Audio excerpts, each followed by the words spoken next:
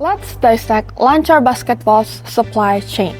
A system lauded for modular efficiency, but fraught with invisible fractures. While rotating promoters theoretically inject innovation, this very model destabilizes institutional memory. Consider the logistics, equipment vendors, sponsorship brokers, and volunteer networks must renegotiate relationships every cycle, escalating transaction costs. Data suggests a 30% delay reduction, yet closer scrutiny reveals this applies only to physical resources. Human capital attrition remains unaddressed.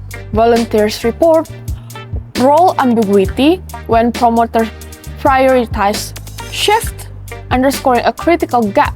Lancar's familial culture masks top-down decision-making. The supply chain's vertical structure, while efficient for task delegation and advertenity, silos division.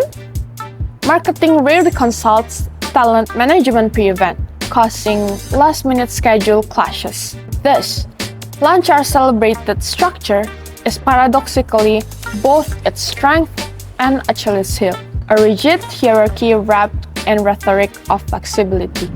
Policy regulations in Lancar's ecosystem reveal a tension between performative adaptability and genuine accountability.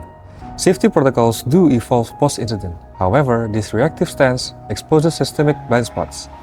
Why must injuries occur before policies tighten? Well, this isn't resilience, it's risk normalization.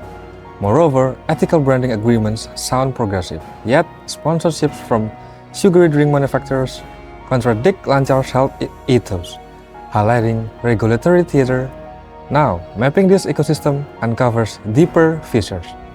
Promoters act as central nodes in rotation fragment knowledge transfers. Community partners exist as peripheral satellites with minimal influence. Their feedback rarely impacts core operations.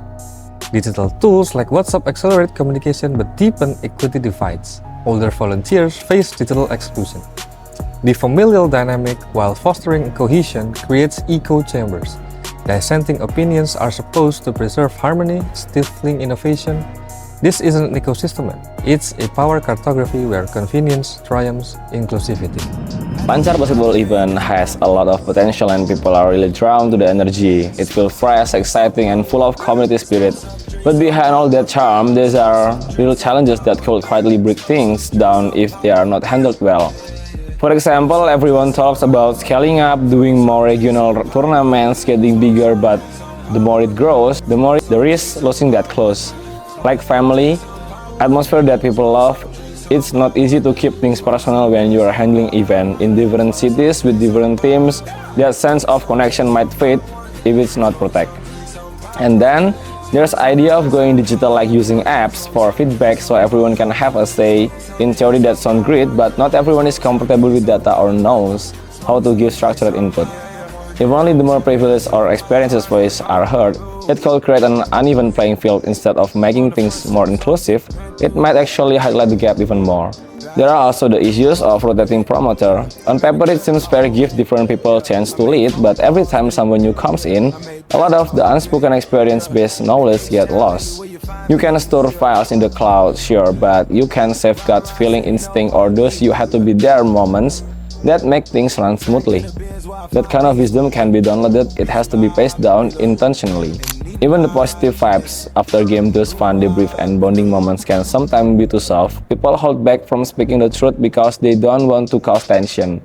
But without honest feedback, problems build up quietly and nothing actually improves. It's comfort over accountability, and that's dangerous in the long run.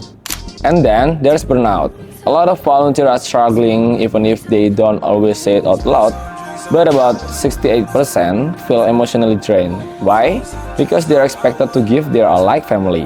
While also being professional and consistent like a job, it's a two line to walk and it's exhausting when boundaries aren't clear. So what does Lancar really need? Not just more event, fancier branding, or more followers. It needs structured flexibility. System that support rotating leadership without losing key knowledge. A way to keep that warm, personal tools while still having a proper channel to deal with conflict. Real inclusion, not just feel-good slogan.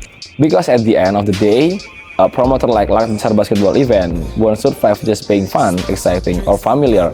It needs tension, good, honest, productive tension that pushes everyone forward. That's what makes a communication ecosystem strong. Not just harmony, but growth that's earned through real conversation and shared responsibility. Lancar Basketball Event isn't just how it brings people together, it's whether it can hold them through the two stuff. If it learns to grow without losing its soul, to listen without silencing, and to build without burning out, then it's not just a fad, it's a legacy of Lancar Basketball Event.